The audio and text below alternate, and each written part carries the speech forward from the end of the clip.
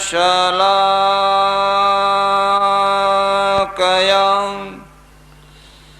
चक्षुरुन्मीलितं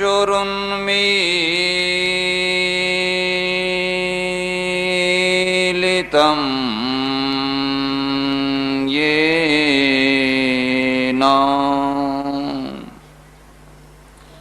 तस्मै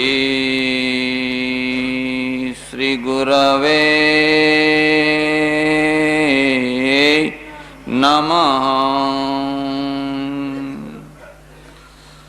मूकं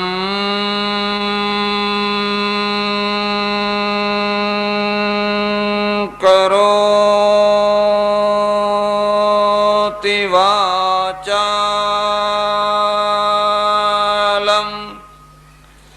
पंगुं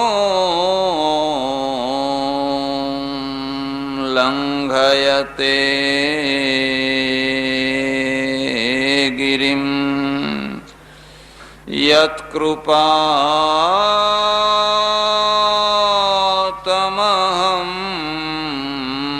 वन्दे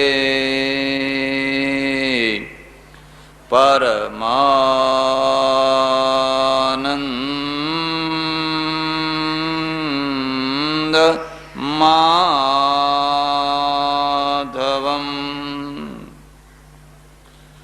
यं शैवासमुपासते शिव इति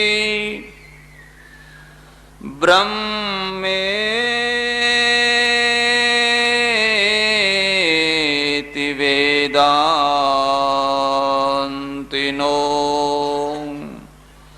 बौद्धा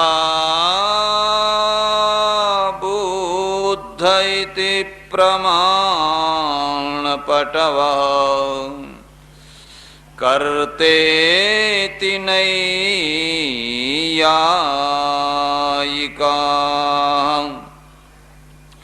अर्हन्नित्यथ जैन शासनरता कर्मेति मीमांसका सोऽयं नो विदधातु वाञ्छितफलम् त्रैलोक्यनाथो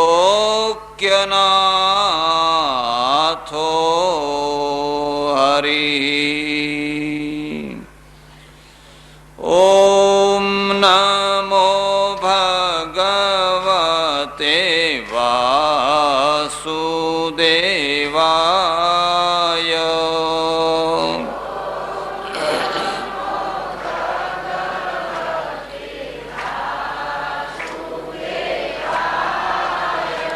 जय ओम नमो भगवते वासुदेवाय।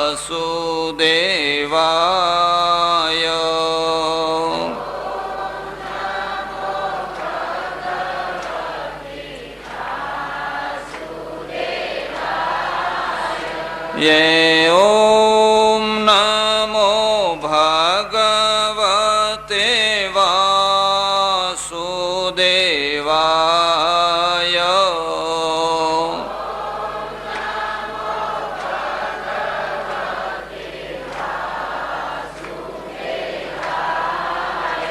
ये ओम नमो भगवते वासुदेवाय।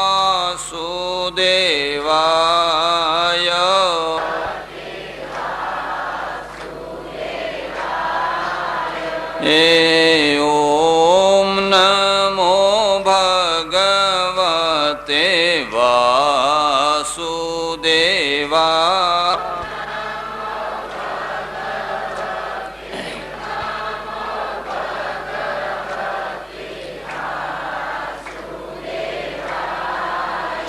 ये ओम नमो भगवते वासुदेवाय।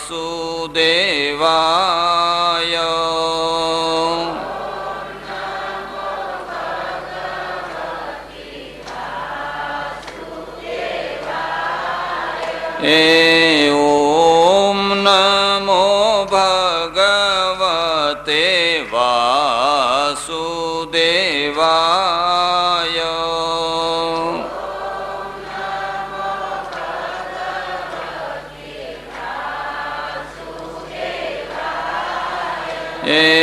ઓમ નમો ભગવતે વાસુદેવાય.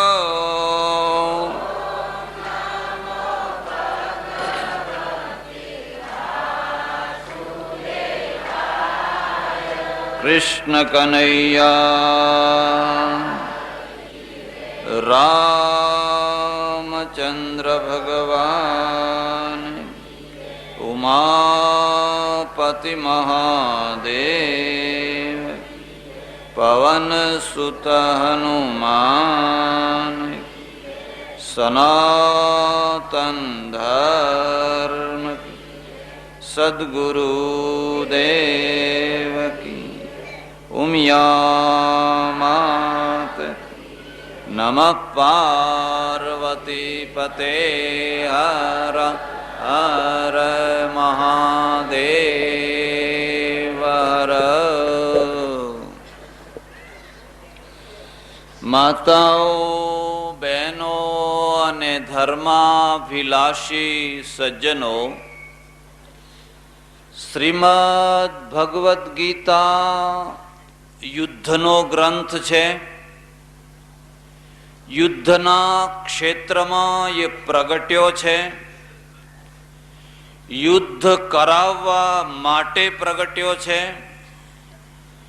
યુદ્ધ છોડીને ભાગી જવા તૈયાર થયેલા અર્જુનને ફરી પાછા યુદ્ધમાં જોડવા માટે પ્રગટ્યો છે. એટલે દુનિયાના બીજા બધા તમામ ધર્મગ્રંથોની તુલનામાં આ ગ્રંથની પોતાની આગવી એક વિશેષતા છે. એ શાંતિથી કોઈ ગુફામાં પ્રગટેલી વાણી નથી. એ શાંતિથી કોઈને મોક્ષ અપાવવા માટે અને સંસાર છોડાવવા માટે રચાયેલો ગ્રંથ નથી. પણ એ ગ્રંથ એક એવો ગ્રંથ છે કે જે યુદ્ધના મેદાનમાં કર્તવ્ય છોડીને ખસી જવા ઈચ્છતા, વૈરાગ્યના બહાના નીચે ખસી જવા ઈચ્છતા પાર્થને ફરી પાછા યુદ્ધમાં જોડવા માટે પ્રગટેલો ગ્રંથ છે. આ એની ભૂમિકા છે, આ એનું ફાઉન્ડેશન છે. જો આ વાત સારી રીતે સમજવામાં આવે તો તમે ગીતાને ન્યાય આપી શકશો, અને ગીતાને ન્યાય આપી શકશો તો ગીતા એક પ્રજા તરીકે તમને બહાદુર પ્રજા બનાવશે. એક પ્રજા તરીકે તમને ઐતિહાસિક પ્રજા બનાવશે. જરા વાત ઉપર આવો. મારે આજે સાંખ્ય યોગ ચલાવવાનો છે. બીજો જે અધ્યાય છે એનું નામ સાંખ્ય યોગ છે. અને એ સાંખ્ય યોગના 3 મુખ્ય ભાગ છે. પણ એ સાંખ્ય યોગ એટલે બીજો અધ્યાય લગભગ પૂરી ગીતા છે. તમે આખી ગીતા વાંચો કે ના વાંચો, આખી ગીતા યાદ કરો કે ના કરો, એકલો બીજો અધ્યાય સારી રીતે તૈયાર કરો તો બીજા અધ્યાયમાં બાકીના 16 અધ્યાયના બીજ છે, મૂળ છે. બધી વસ્તુઓ બીજા અધ્યાયમાં કહેવામાં આવી છે.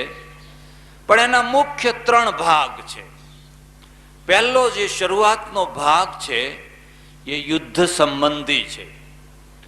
પછી બીજો જે મહત્વનો ભાગ છે એ પ્રવૃત્તિ કર્મ સંબંધી છે. અને ત્રીજો અને છેલ્લો અને જે પરાકાષ્ઠાનો ભાગ છે એ બ્રહ્મવૃત્તિ સંબંધી છે. સ્થિત પ્રજ્ઞ કોને કહેવાય? સ્થિત પ્રજ્ઞ થયેલો માણસ છે એની સ્થિતિ કેવી હોય?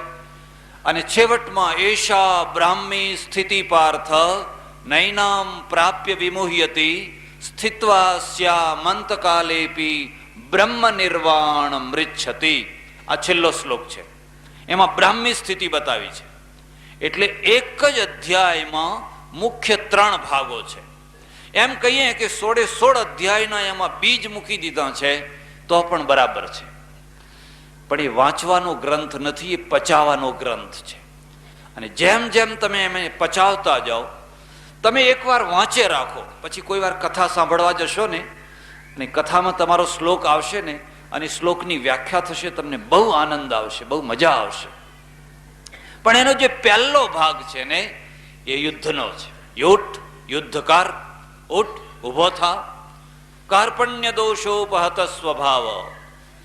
અરે આ કૃપણતા, આ કાયરતા છોડ, ઉઠ, ઉભો થા. ક્ષુદ્રમ હૃદય દૌર્બલ્યમ. આ તો તારા હૃદયની દુર્બળતા છે. યુદ્ધ કર્યા વિના ચાલવાનું નથી. કૃષ્ણ આવું કેમ કહે છે? કૃષ્ણ જે કહે છે એ વાતને સમજવી હોય તો પહેલા દુનિયા ઉપર નજર કરો, તમારા શરીર ઉપર નજર કરો. કોઈ ડોક્ટરને જઈને પૂછો, મારા શરીરનું અસ્તિત્વ કેમ છે, હું કેમ જીવતો રહું છું? ડોક્ટર તમને એમ કહેશે કે તમારા અંદર પરમેશ્વરે યોદ્ધાઓ મૂકેલા છે, સૈનિકો મૂકેલા છે, અને સૈનિકો રાત દિવસ લડે છે. અને જ્યાં સુધી લડે છે, કોના સામે લડે છે? બહારથી આવનારા જંતુઓ સામે. કોઈ છીંક ખાધી, એને ફ્લૂ થયો છે, એને ફ્લૂ થયો છે, મેલેરિયા થયો છે, કોઈ રોગ થયો છે, અને એને છીંક ખાધી. અને છીંક ખાય એટલે 30 માઇલની ઝડપથી જંતુઓ બહાર નીકળે, એટલે 45-50 કિલોમીટરની ઝડપે એકદમ. એટલે હું તમને વ્યવહારની વાત કહું છું. કદી પણ રૂમાલ વિના ના રહેવું. દરેકની પાસે રૂમાલ હોવો જ જોઈએ. પુરુષો ધોતિયાને રૂમાલ બનાવે ને બહેનો સાડીને રૂમાલ બનાવે. હું ઘણીવાર કોઈના ત્યાં જમવા જાઉં, પછી પેલી થાળી મૂકી હોય ને એ હું મારા રૂમાલથી ચોખ્ખી કરતો હોઉં તો પેલી બેન ફટ લઈને પડાવી લે અને પછી એની સાડીથી ચોખ્ખી કરવા માંડે. અરે ગાંડી, આ શું કર્યું તે? હવે એની સાડીમાં કેટલા જંતુઓ હોય, ક્યાં બેઠા હોય, ક્યાં કેટલા દિવસથી પહેરી હોય ખબર નહીં. પણ તો બહેનો છે એ સાડીને રૂમાલ બનાવી દે, અને પુરુષો છે એ ધોતિયાને રૂમાલ બનાવી દે. છોકરા છે એ ડગલાને રૂમાલ બનાવી દે. પેલા છોકરા હોય ને આમ હાથે જ કામ પતાવી દે. એમાં પુરુષો પછી છૂટી પાટલી વાળું ધોતિયું પહેર્યું હોય, પેલી કાછડા વાળું ધોતિયું સારું. હું તો એ મતનો છું કે તમે કાં તો લેંઘો પહેરો ને કાં તો પાટલું પહેરો. કેમ કે 2 પગ ઢંકાય સેજ ઠેઠ સુધી. એ વૈજ્ઞાનિક છે. કસીને બાંધ્યું હોય ને ગમે એમ દોડો તો કોઈ છૂટે, કોઈ પકડે તો છૂટે. હવે આ ખાદીનું જાદુ ધોતિયું પહેર્યું હોય ને એક આમ લબડતું હોય આગળ પેલું ચાળ, અને દોડવાનું આગ લાગી હોય કે ઝપાઝપી હોય તો હવે ધોતિયું સાચવવું કે કરવું શું? બહુ જોરથી દોડે ને કોઈના હાથમાં એક આવી જાય, જાય રે જાય. પોશાક છે ને, પોશાકમાં વૈજ્ઞાનિકતા આવવી જોઈએ. એમાં પણ એવો એપ્રોચ હોવો જોઈએ. એટલે ભલે લોકો ગમે એમ ટીકા કરે, પણ આ અઢી વારનું પાટલું સારું કે અઢી વારનો લેંઘો સારો. નાડું કસકસાઈને બાંધ્યું હોય ને પછી તમે દોડો, 2 હાથ છૂટા. હવે એક હાથ તો પેલી પાટલી પકડવામાં જ જાય છે. અને આ તો ગુજરાતમાં તો હજુ તોય ઠીક છે, પણ બંગાળમાં તમે જઈને જુઓ ને તો એટલી લાંબી પાટલી હોય ને તો એક હાથ તો પાટલી પકડવામાં હોય. પછી ઘણા બંગાળીઓ શું કરે, એ પાટલીને ગૂંચડું કરીને ગજવામાં ખોસે પાછા. એમનો પેલો જબ્બો હોય ને એ જબ્બામાં એ પાટલી ખોસે. હવે આવા ધોતિયાવાળા કોઈ દાદા હોય, કાકા હોય, અને આમ લીંટ કાઢે, પછી પેલું ધોતિયું આમ ઊંચું કરીને નાક લુખે. હવે એ વખતે જો ફોટોગ્રાફર કોઈ ફોટો પાડે તો એમને ખબર પડે કે તમે કઈ સભ્યતામાં જીવી રહ્યા છો. રૂમાલ જરૂર રાખો. બહેનોને કહું છું, વગર પ્રસંગનો પ્રસંગ કહું છું, પણ પ્રસંગ છે એટલે કહું છું. એવો પોશાક પહેરો તમારું શરીર ઢંકાય. આપણા પોશાકમાં એક બહુ મોટી ત્રુટિ છે, અને એ ત્રુટિ શું છે? પેટ ઉઘાડવું હોય. બિલકુલ એ ખરાબ કહેવાય, બરાબર ના કહેવાય. એવો પોશાક પહેરો. એટલે આજકાલ છોકરીઓ જે આ પંજાબી ડ્રેસ કે ફલાણો, એ હું એને પસંદ કરું છું. આખું શરીર તો ઢંકાય ઠેઠ સુધીનું. પેલા કાપડા પહેરે એટલે પાછળનો બૈડો તો બધો આખો ઉઘાડો હોય, 2 દોરીઓ બાંધી હોય, આખો ઉઘાડો હોય. આ વૈજ્ઞાનિક પોશાક નથી, આ સભ્યતા નથી, આ ભદ્રતા નથી. તમારું શરીર પૂરેપૂરું ઢંકાવવું જોઈએ. અને એટલે જ્યારે આ પંજાબ તરફનો કે એવા કોઈ, ભલે ને છોડીઓ પાટલું જ પહેરતી હોય, શું વાંધો છે, ઉલટું સારું છે, પણ ભલે પહેરતી હોય પણ એના પગ ઢંકાવા જોઈએ, એનું શરીર ઢંકાવવું જોઈએ. અડધું શરીર ઉઘાડું લઈને તમે ફરતા હોવ અને સંસ્કૃતિ, એનું નામ સંસ્કૃતિ નથી, તમે સમજ્યા જ નથી સંસ્કૃતિ. એટલે રૂમાલ જરૂર રાખો, રૂમાલ હાથમાં હોવો જ જોઈએ. જ્યારે તમે છીંક ખાઓ ત્યારે રૂમાલ આગળ રાખવાનો. અને એમને એમ છીંક ખાઓ છો બાજુના માણસને રોગ ફેલાવો છો, ચેપ ફેલાવો છો. એટલે પેલા ડોક્ટરને તમે પૂછજો તો એ ડોક્ટર તમને જવાબ આપશે કે તમારું આરોગ્ય ત્યાં સુધી છે જ્યાં સુધી તમારા સૈનિકો મજબૂત છે ત્યાં સુધી. એ જે રોગના જંતુઓ જે નીકળ્યા, એ જંતુઓ 30 માઇલની સ્પીડમાં બાજુના માણસને ચોંટે છે. એ જેવા અંદર જાય છે શ્વાસમાં, એવા જ એના અંદર પરમેશ્વરે સૈનિકો રાખેલા છે. આ લોહીની અંદર, શરીરની અંદર જંતુઓ રાખેલા, તરત જ યુદ્ધ કરી દે અને પેલા બહારના આવેલા દુશ્મનોને મારી નાખે. એટલે તમને પછી ફ્લૂ થાય નહીં, તમને બહારનો કોઈ રોગ થાય એટલે છોકરા છે ને વધારે નિરોગી રહે. 50 વર્ષ વીતી જાય પછી ડગલે ને પગલે તમે માંદા થાવ. કેમ? પેલા સૈનિકો ગયડા થઈ ગયા. તમારા અંદરના જે સૈનિકો છે એ ઓછા થઈ ગયા છે, બિચારા ખખડી ગયા છે. નાના છોકરાને તમે જુઓ, ગમે ત્યાં રખડતું હોય, ગમે એમ હોય, ધૂળમાં રખડતું હોય, ગમે એમ હોય, એને કશુંય ના થાય. પરમેશ્વરે એને રક્ષણ શક્તિ મૂકેલી છે, રક્ષણ પંક્તિ મૂકેલી છે. એટલે ડોક્ટર છે ને જ્યારે એન્ટીબાયોટિક દવા આપે, સલ્ફા ડ્રગ કે એન્ટીબાયોટિક જ્યારે દવા આપે ત્યારે પેલા જંતુઓ મરી જાય, તમારા સૈનિકો મરી જાય. એટલે સાથે ને સાથે પાછા એ જંતુઓ ઉત્પન્ન કરનારા વિટામિન આપે. રોગ તમારો મેલેરિયા તાવ ઉતરી જાય પણ તમારા અંદરની પ્રતિકાર શક્તિ છે ને એ ખતમ થઈ જાય, એટલે એને પાછી ઉત્પન્ન કરવી જોઈએ. આયુર્વેદમાં આટલો જ ભેદ છે. આયુર્વેદનું સુદર્શન ચૂર્ણ ખાવ ને એટલે મેલેરિયા 5 દિવસ પછી મટે, પણ તમારા જંતુઓને મારે નહીં.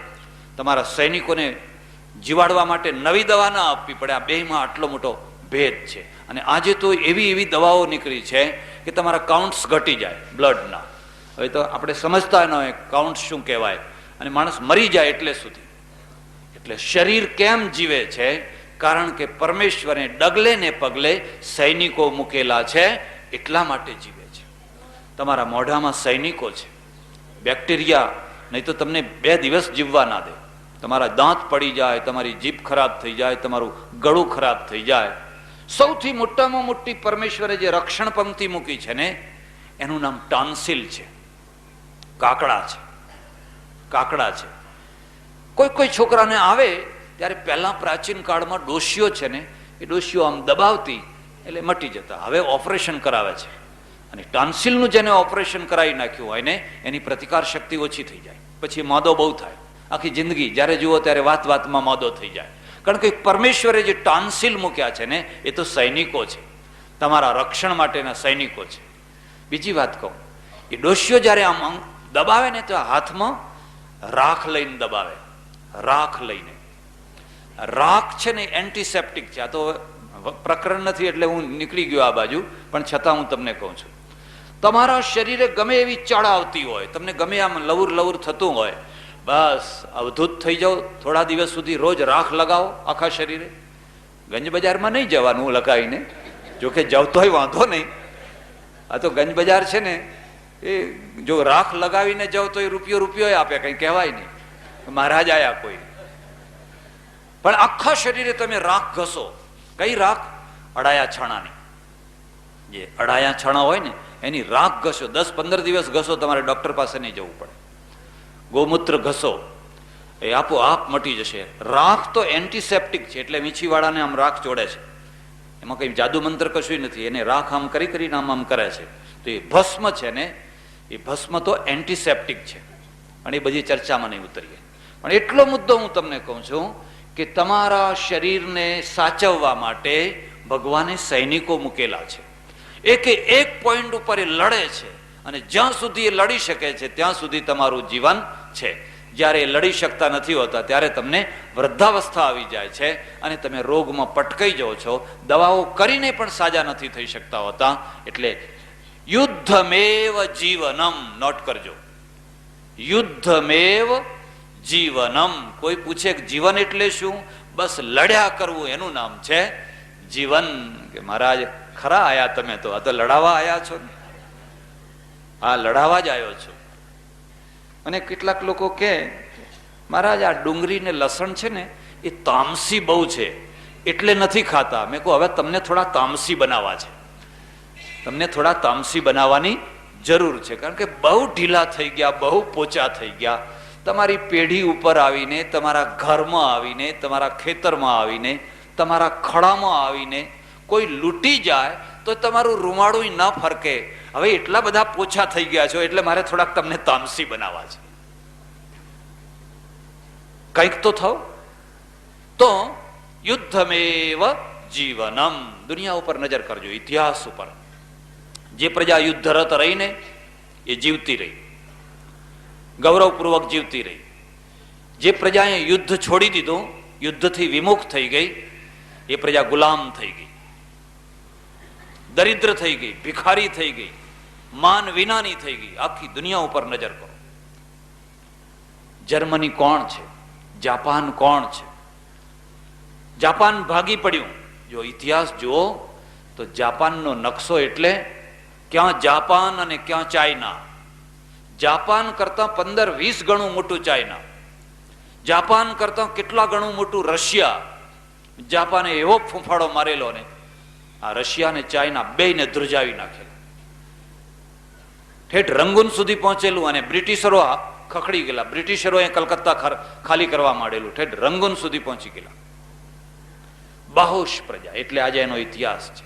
એના ઉપર બોમ્બ ઝીકાયા, અણુબોમ્બ નાખ્યા. હિરોશીમા, નાગાસાકી ખતમ કરી નાખ્યા. પ્રજા ખતમ થઈ પ્રજા ખતમ. આજે દુનિયાની બાહોશમાં બાહોશ પ્રજા, દુનિયાની સુખીમાં સુખી પ્રજા, દુનિયાની એક પ્રામાણિકમાં પ્રામાણિક પ્રજા, દુનિયાની એક વ્યવસ્થિતમાં વ્યવસ્થિત પ્રજા, એટલી સ્વમાનવાળી પ્રજા. કેમ? કારણ કે યુદ્ધરત રહી, સતત યુદ્ધરત રહી. અને યુદ્ધરત રહેવાના કારણે એમાં ખુમારી પ્રગટે. માણસને ઢીલા મૂકી દો એટલે ખુમારી ખતમ થઈ જાય. એને યુદ્ધ વિમુખ બનાવી દો, સંઘર્ષ વિમુખ બનાવી દો એટલે ખુમારી વિનાનો થઈ જાય. પેટ ભરતો થઈ જાય. ખાલી બસ ખાવું છે, ખાવું છે, ખાવું છે, પેટ ભરતો માત્ર થઈ જાય. જાપાનનું સ્વમાન કેટલું એનો એક હું તમને દાખલો આપું, બનેલો દાખલો. જાપાનનો એક માણસ, આજે તો અમેરિકામાં ઘણું સારું થઈ ગયું, પણ 30-40 વર્ષ પહેલા અમેરિકામાં કલર બાર હતો. એટલે કલર રંગભેદ હતો. મને કોઈ હોટલમાં ના ઉતરવા દે, તમને કોઈ હોટલમાં ના ઉતરવા દે, મોટેલમાં ના ઉતરવા દે. હવે તો બિલકુલ બદલાઈ ગયું. એ સમયમાં જાપાનનો એક માણસ અમેરિકા ગયેલો અને એક હોટલમાં ઉતરેલો, બેગ મૂકી એના રૂમમાં, અને પછી કંઈક ફરવા ગયો. જ્યારે ફરીને આવ્યો ત્યારે એના મેનેજરે બેગ કાઉન્ટર આગળ મૂકી દીધેલી અને કહ્યું, સોરી, મારા બધા હોટલના બધા પ્રવાસીઓ વિરોધી થઈ ગયા છે, તમને અહીં નહીં ઉતરવા દઈએ. આ તો કલર બાર છે. હું ઈચ્છું છું કે તમે અહીં રહો, પણ મારા ગ્રાહકો બધા વિરોધી થઈ ગયા છે, એટલે મહેરબાની કરીને તમે બીજી હોટલમાં જતા રહો, કારણ કે આ હોટલમાં હવે હું રાખી શકું એમ. વર્ણભેદ, કલર બાર. હવે પેલો જાપાનીઝ છે ને એ કહે છે, કોઈ વાંધો નહીં, મને એક ફોન કરવા દેશો? કે આ ફોન છે, ફોન કરો ને, કશો વાંધો નહીં. એણે વોશિંગ્ટન ડીસીમાં એનો જે રાજદૂત એના દેશનો, એના રાજદૂતને ફોન કર્યો. મને રૂમ ખાલી કરાયો છે અને મારી બેગ કાઉન્ટર આગળ મૂકી દીધી છે અને મારે આ હોટલ ખાલી કરીને જવાનું છે. બોલો મારે શું કરવું? આ મારું અપમાન નથી, આ જાપાનનું અપમાન છે. બોલો મારે શું કરવું? એટલે પેલા રાજદૂતે કહ્યું કે હું બીજી વાર તમને ફોન ન કરું ત્યાં સુધી બેગ ત્યાં ને ત્યાં રહેવા દો ને તમે ફૂટપાથ ઉપર ઉભા રહો. એની હોટલની બાજુમાં જે ફૂટપાથ છે ને એ ફૂટપાથ ઉપર જઈને ઉભા રહો. એ રાજદૂતે તરત વાયરલેસ કર્યો, ટેલેક્સ, ક્યાં? ટોક્યો. અને ટોક્યોના વિદેશ મંત્રીને, એટલે એના દેશના વિદેશ મંત્રીને કહ્યું કે એક જાપાનીઝ ફૂટપાથ ઉપર ઉભો છે, એ જાપાનીઝ નથી ઊભો, આખું જાપાન ઊભું છે. બોલો મારે શું કરવું? એટલે પેલા વિદેશ મંત્રીએ કહ્યું થોડીક રાહ જુઓ, હું બીજો ટેલિફોન કરું ત્યાં સુધી તમે થોડી રાહ જુઓ. એ વિદેશ મંત્રીએ એની જે આકાશવાણી, એનો જે રેડિયો હતો ને, રેડિયોના પ્રસારણ અટકાવી અને રેડિયો ઉપર પ્રસારણ કર્યું કે આખા જાપાનમાં જેટલી હોટલો છે એ તમામે તમામ હોટલોમાં જેટલા અમેરિકનો ઉતર્યા હોય બધાને ફૂટપાથ ઉપર કાઢી મૂકો. આ મારો ઓર્ડર છે. રેડિયો ઉપર, આખા જાપાનના રેડિયો ઉપર બીજી વાર ત્રીજી વાર પ્રસારણ કર્યું. અને જાપાનીઝ પ્રજા, સંપીલી પ્રજા, બાહોશ પ્રજા, આવી ઠીંગણી પ્રજા દેખાવમાં જુઓ તો 5મી મિનિટે તો આખા જાપાનમાં જેટલા અમેરિકનો ઉતરેલા હોટલમાં બધાની બેગો રોડ ઉપર, ફૂટપાથ ઉપર. હાહાકાર મચી ગયો. એ અમેરિકનોએ એમના રાજદૂતને ફોન કર્યો કે અમને બધાને બહાર કાઢી મૂક્યા છે, અમારે શું કરવું? એણે વોશિંગ્ટનમાં પાછો ફોન કર્યો કે આ જાપાનમાં તો બધા અમેરિકનોને કાઢી મૂક્યા છે.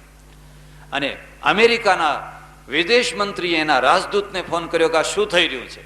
એણે કહ્યું મારો એક માણસ ફૂટપાથ ઉપર ઊભો છે. જો અમેરિકનોને જાપાનની હોટલમાં રહેવું હોય તો પહેલા મારા માણસને સન્માનપૂર્વક પાછા રૂમમાં લઈ જાઓ, તો અમેરિકાના માણસોને હોટલમાં રહેવા દઈશું. અને વિદેશ મંત્રીએ તરત જ પેલી હોટલવાળા ઉપર ફોન કર્યો કે માફી માગીને એને અંદર લઈ લો.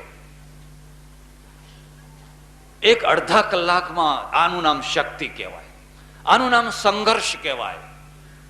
આપણે તો કે હવે કઈ નહીં ભાઈ, જાન બીજી હોટલમાં રહેજે ને ભાઈ, એક રાત કાઢવી છે એમાં કઈ વાત હતી? આ દેશને શું કામ ઉપાધિમાં મુકાવે છે?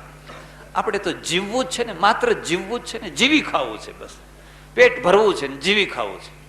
પેલો મેનેજર ગઈ, માફી માગી, માફ કરજો ભાઈ, તમને અન્યાય થયો, તમે ચાલો રૂમમાં, અને રૂમમાં તમને રાખીએ છીએ, જેટલા દિવસ રહેવું હોય એટલા દિવસ રહેજો. કેમ જાપાનીઝ પ્રજાએ આવું કાઠું કેમ કાઢ્યું? કારણ કે એના માઇન્ડની અંદર એક સંઘર્ષ છે. કયો સંઘર્ષ છે? ન્યાય મેળવવાનો સંઘર્ષ, સ્વમાનપૂર્વક અને સન્માનપૂર્વક જીવવાનો સંઘર્ષ. એકવાર પ્રજાને ઢીલી બનાવી દો, પોચી બનાવી દો, લૂઝ બનાવી દો, પછી એ માર ખાતી જ થઈ જવાની છે. પછી એ માર ખાતી થઈ જશે. એક પ્રજા કદી ઊંચી નહીં આવી શકે. એ તો જ્યારે જુઓ ત્યારે નાના માણસોથી મોટા માણસો માર ખાશે, થોડા માણસોથી ઘણા માણસો માર ખાશે, કારણ કે એ તો લૂઝ પ્રજા છે, દબાઈ ગયેલી પ્રજા છે. એટલે ભગવદ્ ગીતાને એના પાયામાંથી સમજવી હોય તો આ મુદ્દાને યાદ રાખજો. પછી એની પ્રામાણિકતાની વાત કરું કે ખુમારીવાળી પ્રજા, સ્વમાનવાળી પ્રજા કેવી રીતે પ્રામાણિક બનતી હોય છે. જાપાનની હોટલ, અને હોટલમાં એક ભાઈ ઉતરેલા, આપણા ભાઈ, અને એણે સવારે ફરિયાદ કરી કાઉન્ટર ઉપર કે મારી બેગમાંથી ફલાણી વસ્તુ ગઈ છે, મળતી નથી. પેલો કે અમારા દેશમાં એવું કદી જ બને જ નહીં, અમારે ત્યાં એવું કદી બને, અને આપણી હોટલોમાં ડબલ ચાવીઓ હોય જ છે. તમે બહાર ફરવા જાઓ એના પહેલા તમારું ઘણું બધું કામ હલકું કરી નાખ્યું હોય કે ભાઈ બરાબર છે, પણ હવે આપણી ટેવ ને, પણ પેલી બાઈ રૂમ સાફ કરવા આવે છે એને જરા તપાસ કરજો, મને એના ઉપર ડાઉટ છે. કે બને જ નહીં, અમારું કોઈ માણસ ચોરી કરે જ નહીં, ચોરી અમારા દેશમાં છે જ નહીં, ચોરી જેવી વસ્તુ જ નથી.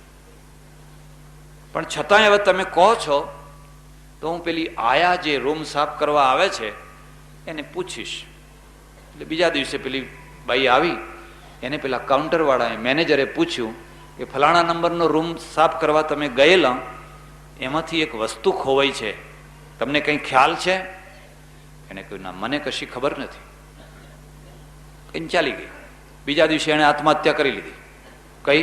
પેલી બેને એણે આત્મહત્યા કરી લીધી. મને મારી જિંદગીમાં કદી કોઈએ આવું પૂછ્યું નથી, પણ મને પૂછવું પડ્યું, એટલી મારી પ્રામાણિકતા ઓછી, ત્યારે મને પૂછવું પડ્યું ને, આત્મહત્યા કરી. પેલા ભાઈને ખબર પડી, હે મરી ગઈ? કે હા મરી ગઈ, માત્ર પૂછ્યું એના કારણે એ મરી ગઈ. અને પછી એની વસ્તુ તો એની પાસેથી જ નીકળી, અને એને જ કંઈ આગે આડી અડી મૂકી દીધેલી, અને એની પાસેથી જ વસ્તુ નીકળી. આપણા ત્યાં કોઈ મરે છે? કોઈ ના મરે, મરે બીજા પરદેશના માણસો. આપણે તો કમિશનો લઈશું, ચોરીઓ કરશું, બધુંય કરશું, કમિશનો બેસાડશું પાછા, બધુંય કરશું, પણ જે મથાવટી છે એમાં કઈ ફેર કરવાના. આ ફેર હવે આવી રીતે ના થઈ શકે. આ ફેર માટે હવે બીજો જ રસ્તો લેવો પડે. બીજો કોઈ રસ્તો બાકી નથી. આવી ખુમારી વાળી પ્રજા આખી જિંદગી એ લડતી રહી. જ્યારે જુઓ ત્યારે બીજો દેશ જુઓ, જર્મની ભાગીને ભૂક્કો થઈ ગયો. પહેલું વિશ્વયુદ્ધ, બીજું વિશ્વયુદ્ધ, બંનેમાં એ નિમિત્ત એવો ભાગીને ભૂક્કો થઈ ગયો કે આ દેશો એને ચૂંથી નાખ્યો.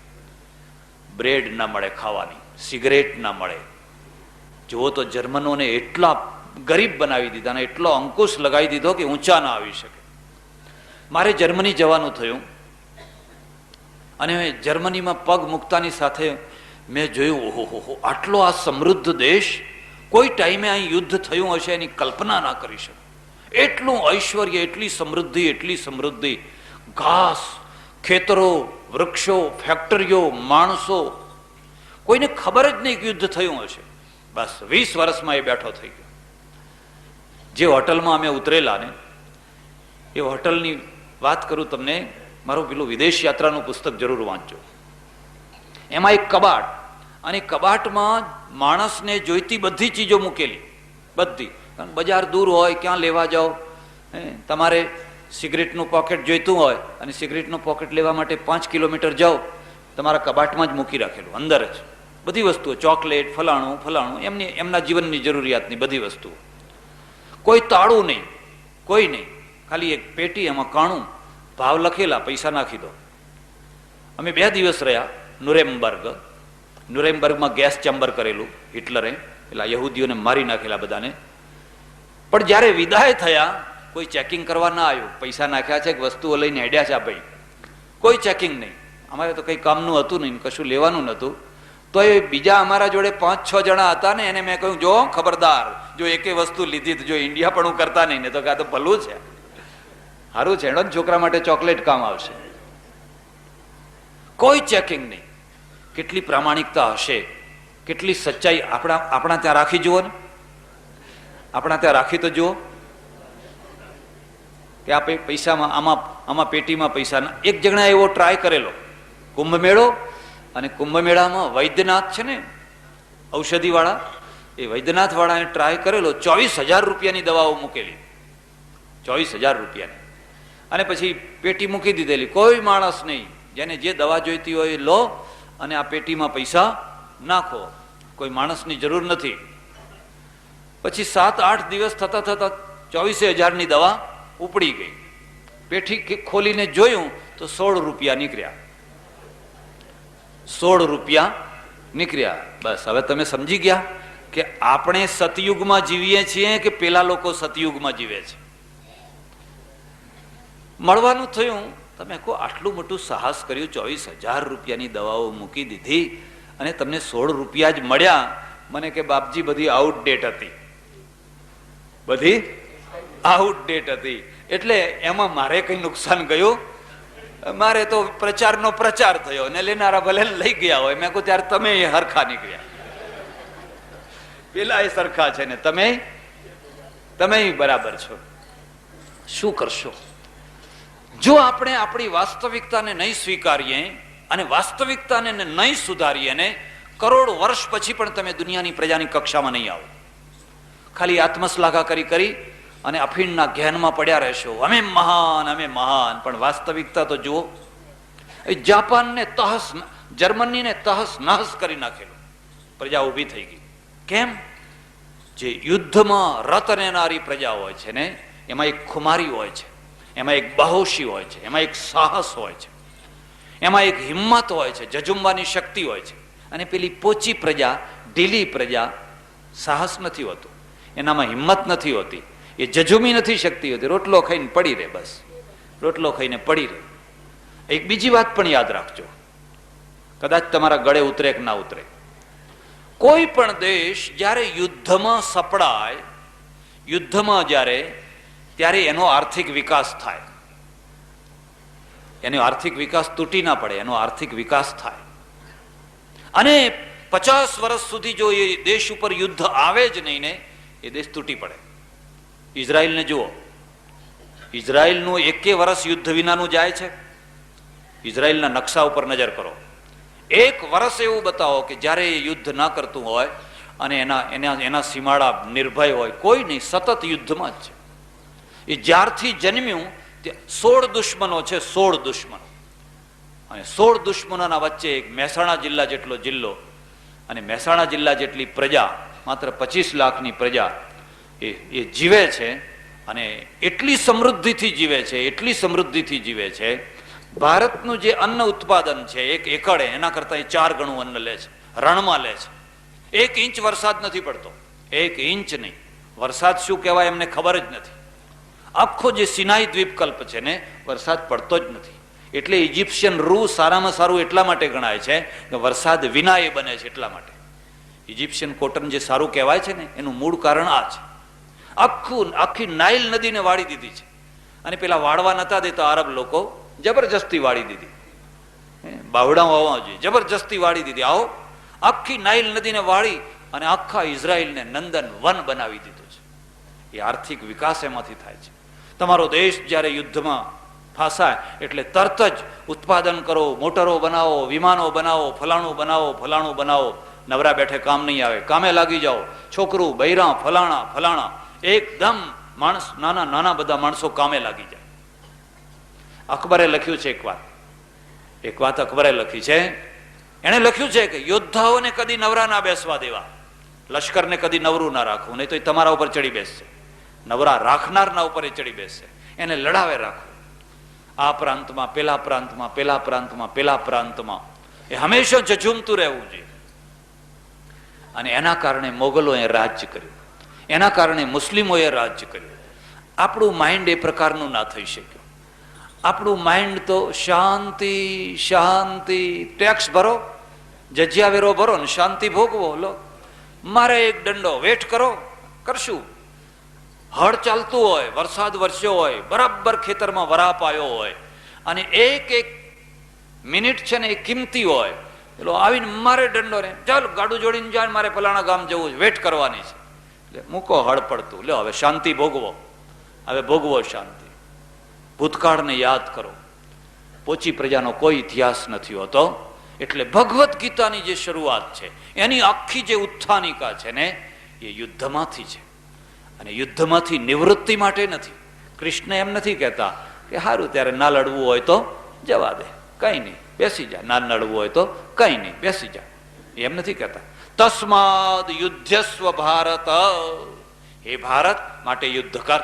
તસ્માદ યુદ્ધસ્વ ભારત. એક વાર નહીં, વારંવાર આ વાક્યનો પ્રયોગ કરે છે. વારંવાર. તારા ગુરુઓ ને તારા મામા ને તારા ફલાણા ને ફલાણા ને એ બધાને જોઈને તને આંખમાં આંસુ આવે છે ને? હા, એ જોઈ. એ જ આ દ્રૌપદીની લાજ લૂંટાતી હતી ત્યારે એ બેઠા હતા કે નતા બેઠા?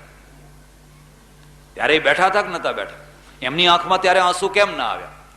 જ્યારે હું 13 વર્ષ તું વન ભોગવીને તમે પાછા આવ્યા, અને જ્યારે હું 5 ગામ માગવા ગયો હતો ત્યારે આ બધા બેઠા હતા કે નતા બેઠા?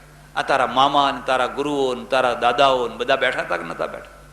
એક માણસે એમ કેમ ના કહ્યું દુર્યોધન એનું રાજ પાછું આપી દે? કોઈએ એમ કેમ ના કહ્યું?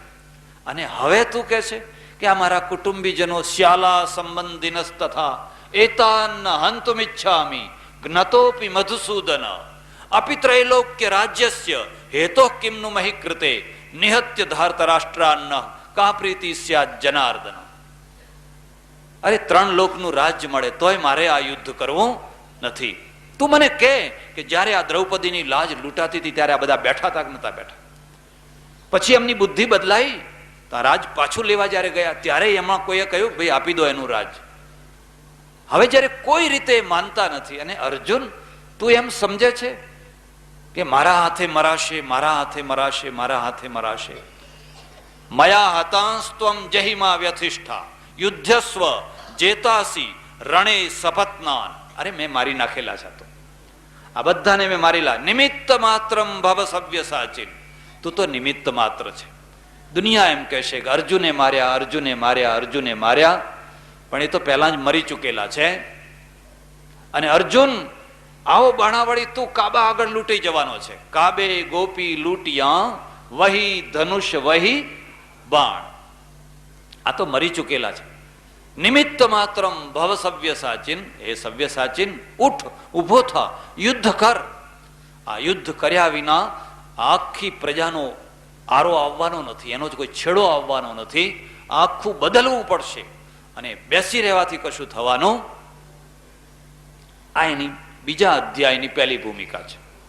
યુદ્ધમાં પ્રવૃત્ત કરવો, અર્જુનને યુદ્ધ કરાવવું, એ ગીતાનું પહેલું લક્ષ્ય છે. પણ અર્જુને જે હેતુઓ આપ્યા ને એમાંના એક હેતુનો ઠેઠ સુધી જવાબ નથી આપ્યો. ઠેઠ સુધી જવાબ નથી આપ્યો. જો કે આપ્યો છે પણ પ્રત્યક્ષ રીતે નથી આપ્યો. અર્જુને એમ કહ્યું, કૃષ્ણ જરાક તો વિચાર કરો, આટલા મોટા યુદ્ધમાં 18 અક્ષોહિણી લશ્કર ભેગું થયું છે. એ પુરુષો બધા મરી જશે તો સ્ત્રીઓ વિધવા થશે. કેટલી સ્ત્રીઓ વિધવા થશે, કેટલા બાળકો અનાથ થશે, અને વિધવા થયેલી સ્ત્રીઓનું શું થશે? તમે જરાય વિચાર કર્યો? આખી ગીતા વાંચી જજો. એ વિધવા થયેલી સ્ત્રીઓનું શું થશે એનો જવાબ નથી આપ્યો છે. પ્રત્યક્ષતા નથી આપ્યો, પણ અપ્રત્યક્ષતા આપ્યો છે. ત્યારે શું કરશો? કૃષ્ણ કહે છે, આ અનિવાર્ય દૂષણ છે. યુદ્ધ ઉન્માદ નહીં, પણ જીવન માટેનું એક અનિવાર્ય દૂષણ છે.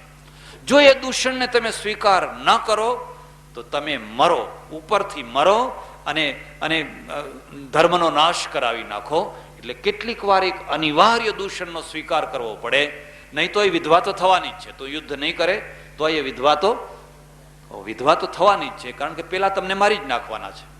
હવે તમને જીવતા નહીં જવા દે. હવે કોઈ માનવા તૈયાર નથી. એટલે કાં તો તમે આ કામ કરો, નહીં તો પછી તમે કૂતરાના મોતે મરો. પણ જ્યારે બીજો ભાગ યુદ્ધ શરૂ થયો ત્યારનો એક શ્લોક છે, લખવો હોય તો લખજો, યાદ રાખવા જેવો શ્લોક છે.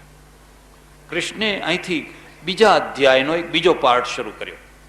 અશોચ્યાનનવશોચસ્ત્વમ પ્રજ્ઞા વાદાંશ્ચ ભાષસે ગતાસૂન ગતાસૂંશ્ચ નાનુશોચંતિ પંડિતા.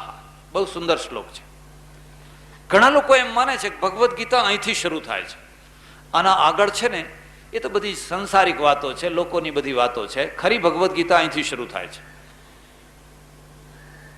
પંડિતોની વ્યાખ્યા કરી. પંડિત કોને કહેવાય? અશોચ્યા નનવશોચસ્ત્વમ પ્રજ્ઞા વાદાંશ્ચ ભાષસ્ય.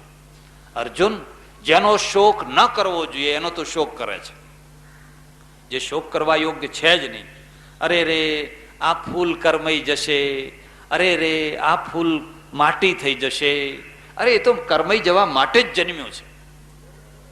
કરમાઈ જવા માટે, માટી થવા માટે જ જન્મ્યું છે.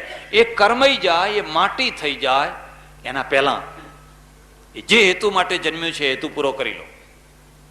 પછી એનો શોક કરવાનો નથી. ભગવાનના માથા ઉપર ચડાવી દો, પછી ભલે કરમાઈ જતું હોય, પછી ભલે માટી થઈ જતું હોય, પણ એનો જે હેતુ છે એ હેતુ પૂરું કરી લો. હેતુ ના પૂરો થયો હોય એનો શોક કરવાનો હોય. કર્માઈ જવા, એ તો કર્માઈ જ જવાનું છે ને. એ કર્માઈ જાય છે એ સારું જ છે. તમે બધા કર્માયા ના હોત તો તમે બધા કોઈ 60, 65, 70 વાળા બેઠા છો અહીંયા. તમારો બચપણનો ફોટો જોજો, 18, 20, 22 વર્ષનો જો પડાયો હોય તો એ ફોટો જોજો અને અત્યારનો ફોટો જોજો. તમને પોતાને જેમ થાય ના ના પહેલાના જેવું. અને પછી કોઈ મળી આવે, કાયાકલ્પ કરી દે. બોલો મહારાજ કોઈ મળી જાય, વૈદરાજ મળી જાય, એસા જુવાન બના દે. હા મહારાજ બનાવી દો. ત્યારે મહાણા ભેગા જુવાન થવાના તો ઘેર ગયા, પણ સ્મશાન. હવે તમે ન કર્માયા હોત તો જીવન જ ન હોત. તો પેલા નવા ફૂલ ખીલવાનો ચાન્સ મળ્યો હોત. તમે ના કર્માયા હોત એટલે તમારા ડોહાઈ ના કર્માયા હોત. તમારા ડોહા ના કર્માયા હોત તો એમના ડોહાઈ ના કર્માયા હોત. એ ના કર્માયા હોત તો એમનાય ડોહા ના કર્માયા હોત. તો તમને ક્યાંથી ચાન્સ મળોત ખીલવાનો? એક કર્માય છે એટલે બીજાને ખીલવાને ચાન્સ મળે છે. એક રિટાયર્ડ થાય છે એટલે બીજાને નોકરી મળે છે. સારું થયું સરકારે 58 વર્ષે 55 વર્ષે રિટાયર્ડ કરવાનું રાખ્યું. જો ઈચ્છાપૂર્વકનું રાખ્યું હોય તો 80 વર્ષે રાજીનામું ના આપે. 80 વર્ષે રાજીનામું ના આપે. પણ એ રિટાયર્ડ થાય છે તો બીજાને નોકરી મળે છે. આ તો જીવન જ છે.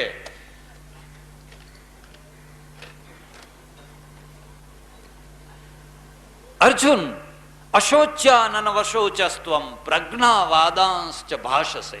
જેનો શોક ન કરવો જોઈએ એનો તો શોક કરે છે, અને પાછો પંડિતોની જેવી વાણી બોલે છે. કેટલો વૈરાગ્ય બતાવે છે. હું ભિક્ષા માગીશ, મારે યુદ્ધ નથી કરવું, આ તો મારા સગા સંબંધીઓ છે. હા હા, કોઈ સાંભળે તો આમ કેટલો ખુશ થઈ જાય, કેટલો વૈરાગ્ય વાળો માણસ છે. મારે આમાં શું મેળવવાનું હતું? આ લોહીથી ખરડાયેલા વિષયો ભોગવવા, ભોગ ભોગવવા, એના કરતાં ભીખ માગવી સારી. પ્રજ્ઞાવાદાંશ્ચ ભાષસે. આ શબ્દ યાદ રાખજો, ગીતાના કેટલાક ખાસ શબ્દો છે, એમાંનો આ એક શબ્દ છે પ્રજ્ઞાવાદા. પ્રજ્ઞાવાદ. પ્રજ્ઞાવાદ એટલે શું? ડાપણ ભરેલી વાતો કરીને કર્તવ્ય વિમુખ થવું. નોટ કરો. વાતો ડાપણ ભરેલી કરવી, સમજણવાળી વાતો કરવી, પણ એના દ્વારા કર્તવ્ય વિમુખ થઈ જવું, કર્તવ્ય છોડી દેવું. કોના આધારે? આ ડાપણના દ્વારા. એને પ્રજ્ઞાવાદા કહેવાય. પ્રજ્ઞાવાદાંશ્ચ ભાષસે ગતાસુ ન ગતાસુશ્ચ નાનુ સોચંતિ પંડિતા. અર્જુન, આવી વાણી બોલવાથી કોઈ પંડિત ના કહેવાય. પંડિત કોનું નામ કહેવાય? જેના પ્રાણ નીકળી ગયા છે અને જેના નીકળવાના છે. પંડિતો એમનો શોક કરે? પંડિતો કદી એમનો શોક ના કરે. એ તો બધાના જ, મારે એક દિવસ મરવાનું છે, ફલાણાને મરવાનું છે, પણ મરવાનું એક નિમિત્ત આવતું હોય છે. આ વાતને યાદ રાખજો. મરવાનું એક નિમિત્ત આવતું હોય છે, અને નિમિત્ત જે ઝડપી લે એનું નામ કહેવાય ભાગ્યશાળી. ભગતસિંહ ફાંસીએ ચડ્યો. ચડ્યો કે ના ચડ્યો? સુખદેવ, ભગતસિંહ ફાંસીએ ચડ્યા, મરી ગયા. બીજા કેટલાક લોકો રોડ ઉપર એક્સિડન્ટમાં મરી ગયા. રોજ કેટલા મરે છે? જીપનો એક્સિડન્ટ થયો, 10 માણસો મરી ગયા. ફલાણો એક્સિડન્ટ થયો,